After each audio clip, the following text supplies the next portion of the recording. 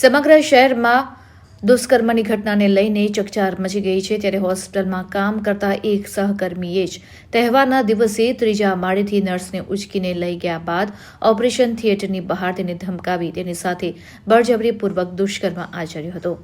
આ ઘટનાએ ફરી નર્સિંગ ક્ષેત્રમાં કામ કરતા લોકોની સુરક્ષા અંગેના પ્રશ્નો ઉઠાવ્યા છે.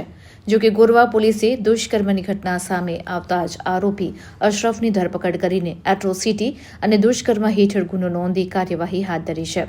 ડીસીપી જુલી કોઠિયાએ આ મામલે વધુ વિગત આપતા જણાવ્યું હતું કે આરોપી અશરફ જીણાભાઈ ચાવડાએ શહેરના સુભાનપુરા વિસ્તારમાં આવેલી ખાનગી હોસ્પિટલમાં ચોથા માળે આવેલા રેડિયોલોજી વિભાગમાં ટેકનિશિયન છે.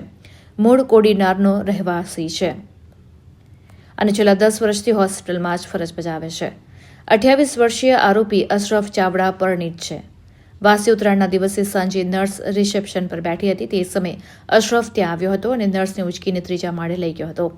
ત્રીજા માળે ઓપરેશન થિયેટર પહેલા આવેલા રૂમમાં તેની સાથે બળજબરી કરીને દુષ્કર્મ આચર્યું હતું. અશરફે યુવતીને ધમકી આપતા કહ્યું હતું કે જો તેણે આ બનાવ વિશે કોઈને પણ જાણ કરી તો તે યુવતીના રિલેશન વિશે તેના માતા પિતાને જાણ કરી દેશે. અશરફની ધમકીને પગલે યુવતી થોડા સમય માટે હિપતાઈ ગઈ હતી. જોકે ત્યારબાદ તેની હિંમત બતાવી અભયમની મદદ લીધી હતી. આ યુવતી 1.5 મહિના અગાઉ જ આ હોસ્પિટલમાં નર્સ તરીકે જોડાઈ છે. ગુરુવારે બપોરે હિંમત દાખવીને અભયમનો સંપર્ક કર્યો અને આ ઘટના બાદ હિપતાઈ ગયેલી નર્સે આ અંગે કોઈને વાત કરી ન હતી, પરંતુ તેણીએ હિંમત દાખવીને ગુરુવારે બપોરે અભયમનો સંપર્ક કર્યો હતો. નર્સે અભયમની પાસે મદદ માંગતા ગોરવા પોલીસનો સ્ટાફ હોસ્પિટલ ખાતે દોડી આવ્યો હતો, જ્યાં ઉચ્ચ અધિકારીઓએ પણ નર્સ સાથે વાતચીત કરતા તેણીએ હોસ્પિટલમાં જ નોકરી કરતા અશરફ ચાવડાએ તેની સાથે દુષ્કર્મ કર્યું હોવાની કેફિયત રજૂ કરી હતી. તો બીજી તરફ અભયમની ટીમ હોસ્પિટલ ખાતે પહોંચતા જ મોટી સંખ્યામાં લોકટોળા 3rd ફ્લોર પર દોડી આવ્યા હતા. ઘટનાની જાણ થતાં જ હોસ્પિટલની બહાર લોકોનું ટોળું ઉમટી પડ્યું હતું. યુવતીનું નિવેદન અને આ બનાવની ગંભીરતાને જોઈને પોલીસ પણ સતર્ક બની ગઈ હતી અને યુવતીને લઈ ગોરવા પોલીસ મથકે પહોંચી હતી, જ્યાં નર્સ યુવતીના નિવેદનના આધારે અશરફ ચાવડા વિરુદ્ધ એટ્રોસિટી અને દુષ્કર્મનો ગુનો નોંધી કાયદેસરની કાર્યવાહી હાથ ધરવામાં આવી છે. જોકે આ ઘટનાની જાણ થતાની સાથે જ હોસ્પિટલની બહાર લોકોના ટોળા ઉમટી પડ્યા હતા.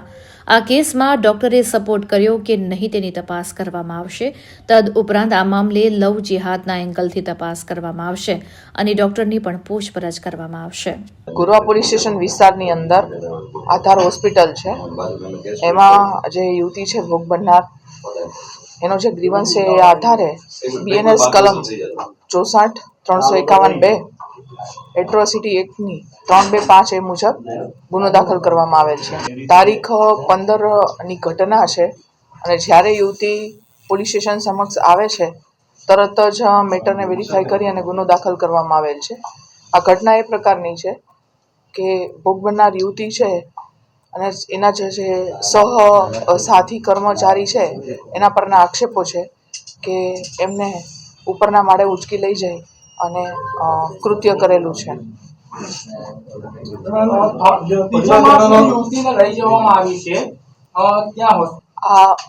આ તપાસનો વિષય છે. જે તપાસની અંદર ત્યાં જે પેશન્ટ છે તમામ વિશે પણ તપાસ કરવામાં આવશે. બીજા સહકર્મચારી હાજર હોય તો એની પણ તપાસ કરવામાં આવશે. ત્યાં જો CCTV કેમેરા હોય તેની પણ તપાસ કરવામાં આવશે.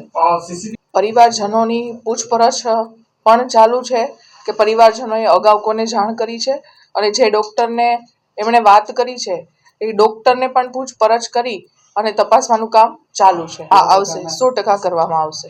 એ તપાસનો વિષય છે. CCTV કેમેરા મેળવી અને આ CCTV કેમેરા ચાલુ છે કે બંધ, અને બંધ છે તો ક્યારથી છે, એ તમામ તપાસ કરવામાં આવશે. કારણ કે હાલ સુધીનો જે બનાવ છે એમાં ભોગ બનનારની વિગત, ભોગ બનનારનો મેડિકલ કરાવવાનું, આરોપી હાથ કરવાનું કામ અને આરોપીને મેડિકલ કરાવવાનું કામ વગેરે કામ કરવામાં હોય. CCTVની તમામ વિગત લઈ લેવામાં આવી છે અને એક્સપર્ટ દ્વારા CCTVની તપાસ કરવામાં આવશે. આરોપીનું નામ અશરફ જીણાભાઈ ચાવડા છે. મૂળ કોડીનારનો છે અને છેલ્લા 10 વર્ષથી આ હોસ્પિટલની અંદર કામ કરતો હતો. કારણ કે જનરલી મહિલા છે એ પોતાની રજૂઆત છે મહિલાઓને કરતી હોય છે. કદાચ એમને ત્યાં કોઈને રજૂઆત કરી હોય અને રજૂઆત ધ્યાને ન લેવામાં આવી હોય એવું પણ બને. આપ લોકો દ્વારા મને જાણવા મળે છે કે ફેમિલી મેમ્બર્સ સે ડૉક્ટર્સને વાત કરી હતી અને ડૉક્ટરે સપોર્ટ ન કરી આ બધી તપાસ કરી અને પછી એમનેસી ટીમને બોલાવી તો સી ટીમ તરત જ પહોંચી અને ઉચ્ચ અધિકારીઓ ત્યાં પહોંચીને ફરિયાદ લેવામાં આવેલ છે. પોલીસ કઈ દિશામાં અત્યારે તપાસ કરે?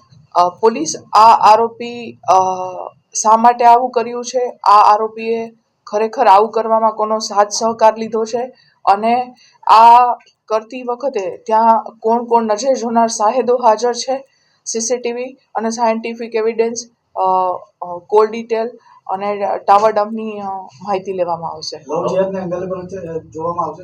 100% લવ જહાજના એંગલને જોવામાં આવશે. આરોપીની ધરપકડ થઈ ગઈ છે મેમ? હા, થઈ ગઈ છે. બીએનએસ કલમ 64, 351(2) અને 325A એટ્રોસિટીની કલમ. આરોપી ગુનાહિત ઇતિહાસ ધરાવે છે અગાઉનો કોઈ પણ? એ બધી તપાસ કરવાનો વિષય છે. હાલ કાયદેસરની કાર્યવાહી ચાલુ છે. આરોપીની ઉંમર કેટલી છે? આરોપીની ઉંમર 28 વર્ષની છે.